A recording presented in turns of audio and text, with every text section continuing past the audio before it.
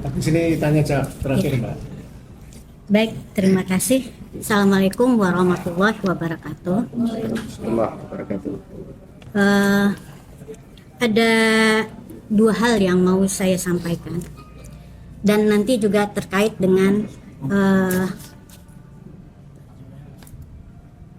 situasi di mana Bang Rismon sudah berubah gitu ya.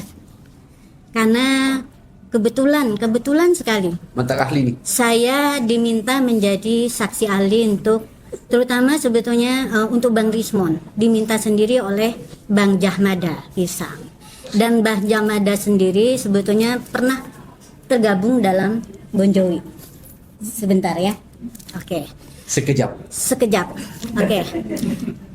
Pertama saya ingin menyatakan dua hal, bahwa apa yang disampaikan oleh Bang Rismon itu ibarat sesuatu yang sudah terlanjur dilempar ke publik, sudah jadi milik publik, sesuatu yang sudah tidak bisa ditarik lagi.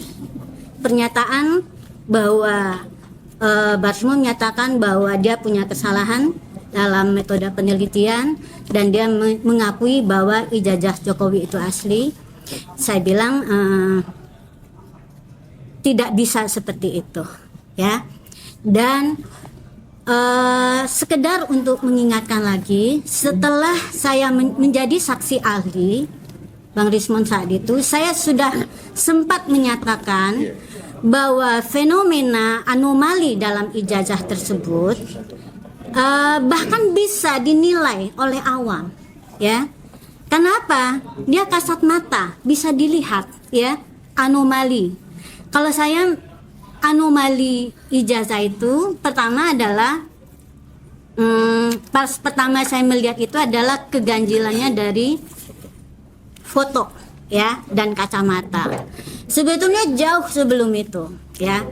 Sekarang itu ada dua dilema ya. Orang mengira apakah Rismon tersebut Bang Rismon tersebut berpindah haluan karena terpaksa atau karena sukarela.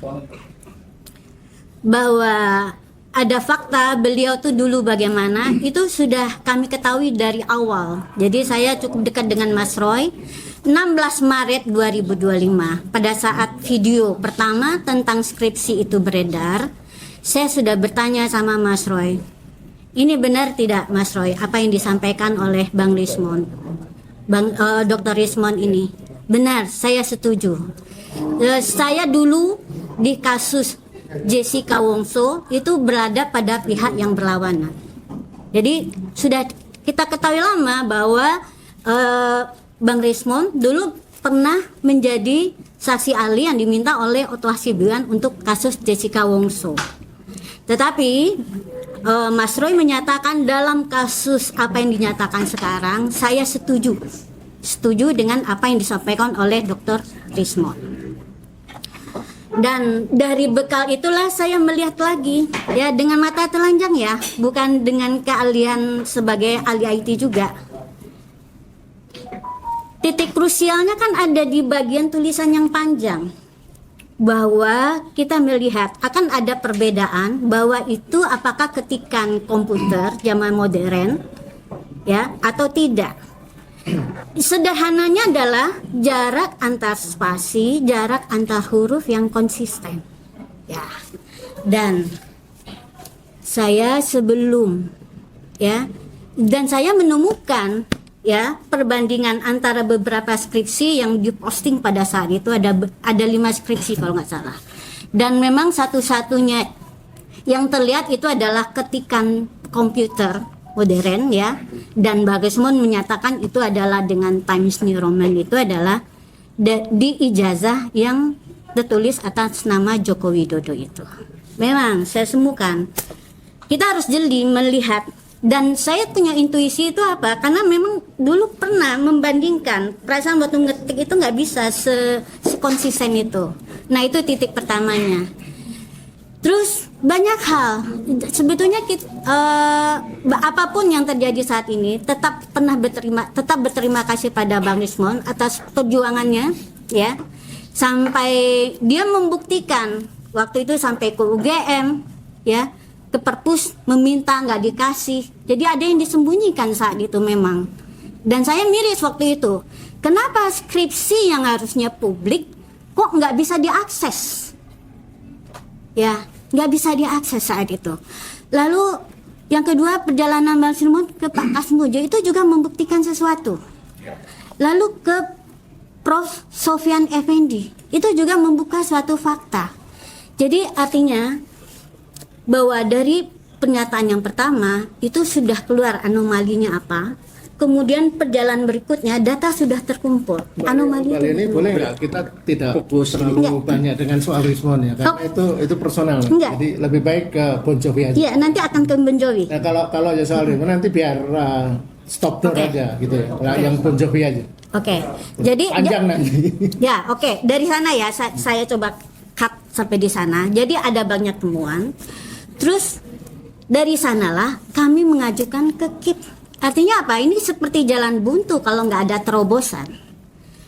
Nah, yang tadi sebagian pengetahuan tentang ini udah menjadi pengetahuan publik, kami dengan Bon Jovi sudah membuat bahwa tidak hanya ijazah itu, tetapi semua dokumen pendukung itu adalah milik publik.